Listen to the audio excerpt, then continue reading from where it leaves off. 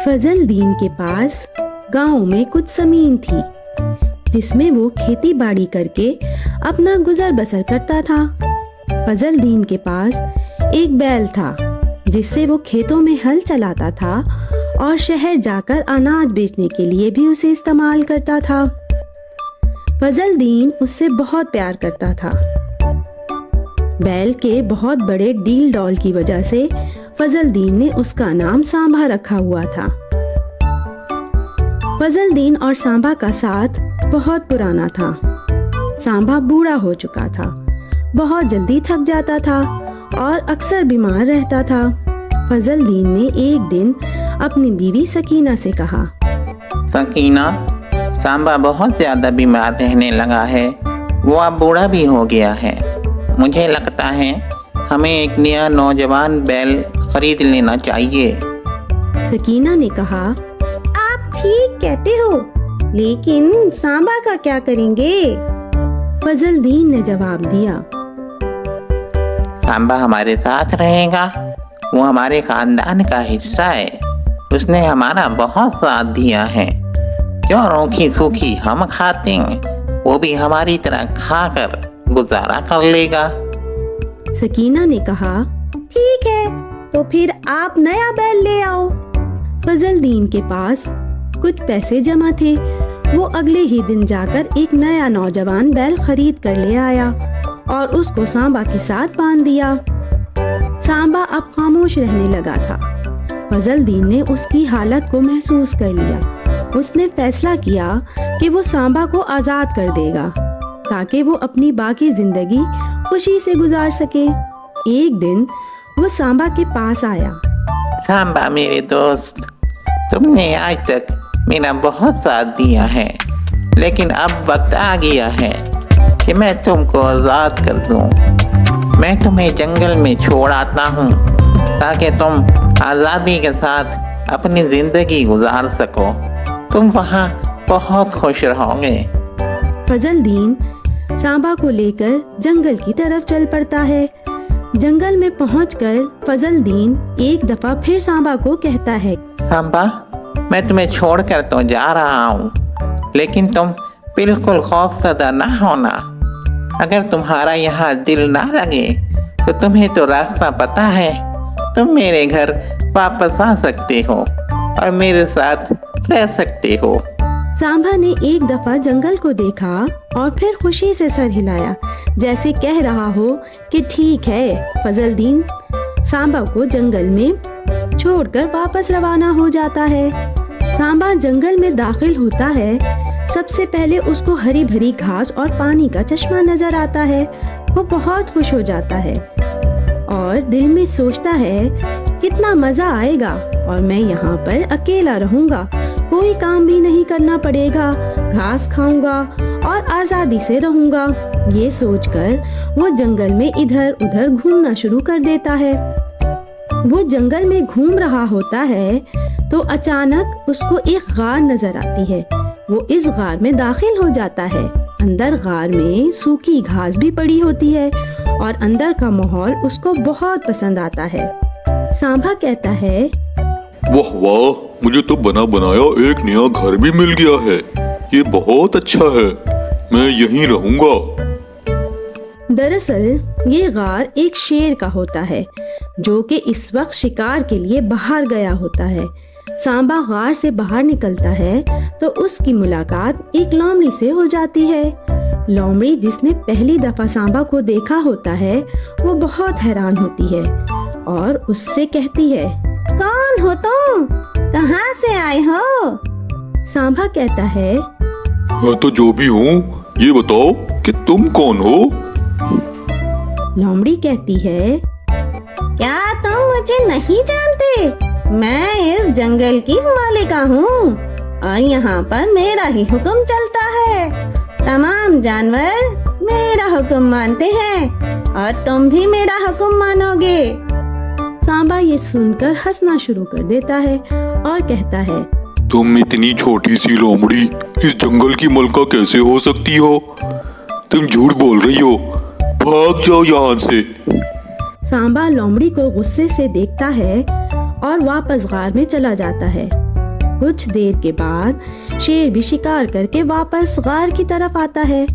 सांबा दूर से शेर को गार की तरफ आते हुए देखता है तो वो डर जाता है। उसको यकीन हो जाता है कि वो अब नहीं बचेगा। शेर गार में दाखिल होगा और थोड़ी ही देर में उसको चीर फाड़ करके रख देगा। अचानक सांबा को एक तरकीब सूझती है। अभी शेर गार से कुछ फासले पर होता है कि सांबा खौफनाक आवाज में बोलता है, वाह वाह, मजा ही आ गया। इस शेर को खाने में तो बहुत ही मजा आएगा। इसका गोश्त बहुत मजेदार होगा। कितना मोटा शेर है, अब हम दोनों इसको खाएंगे। शेर ये आवाज सुनता है तो वो बहुत हैरान होता है। उसको लगता है कि उस गार में कोई दो बहुत बड़ी बलाई घुस आई हैं, जो कि उससे भी ज्यादा ताकतवर हैं और उसको खाने के लिए बेताब हैं। अभी वो ये सोच ही रहा होता है कि सांबा फिर आवाज निकालता है और कहता है, ये शेर इतना मजेदार लग रहा है कि मैं इसको अकेला ही खाऊंगा। तब वो दूसरी आवाज में बोलता है, नहीं, इसको मैं खाऊंगा। ये सिर्फ मेरी खुराक है। शेर को लगता है कि दोनों बलाएं आपस में इसके लिए लड़ रही हैं। वो अभी बहुत ज्यादा खौफजदा हो जाता है और फौरन वहां से एक दौड़ लगाता है। शेर खौफ के आलम में दौड़ रहा होता है कि अचानक उसी लोमड़ी से उसकी मुलाकात हो जाती है।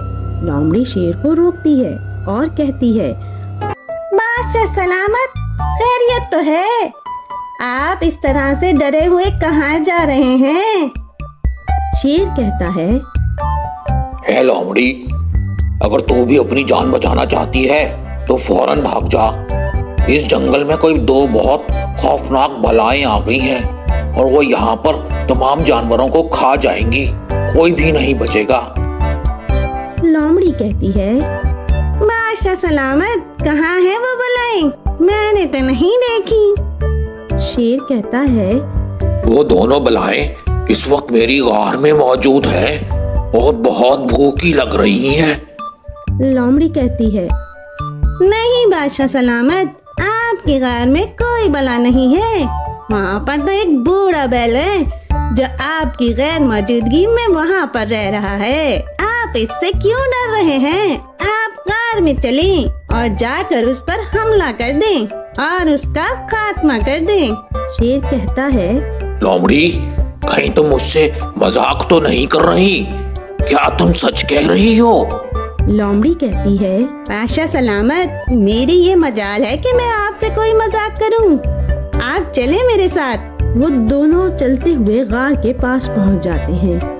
सांबा जब दोनों को गार के पास आते हुए देखता है तो बहुत परेशान होता है और लोमड़ी की सारी चालाकी समझ जाता है।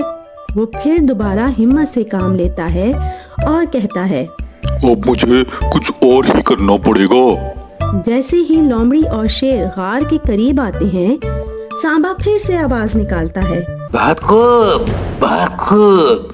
लोमड़ी, तुम्हें तुम्हारा इनाम जरूर मिलेगा। तुम एक बहुत मोटे ताजे शेर को हमारे लिए खाने के लिए लेकर आई हो। हम तुमसे बहुत खुश हैं। शेर ये सुनकर गुस्से से लोमड़ी को देखता है और उसे कहता है, अच्छा, तो ये सब तुम्हारा किया धरा है। तुम मुझे धोखे से यहाँ पर लेकर आई हो ताकि ये लोग मेरा शिकार कर लें। तुम मेरी दुश्मन हो।